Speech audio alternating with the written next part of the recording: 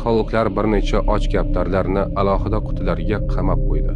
Har bir qutida 15 soniyada tasodifiy tarzda ovqat beradigan moslama bor edi. Kaptarlar nima qilmasin, ovqat baribir tushardi. Lekin bir necha kundan keyin olimlar tekshirganida hayratda qoldi. Bitta kaptar doim aylanib turardi. Oshqasi boshini devorga qayta urardi.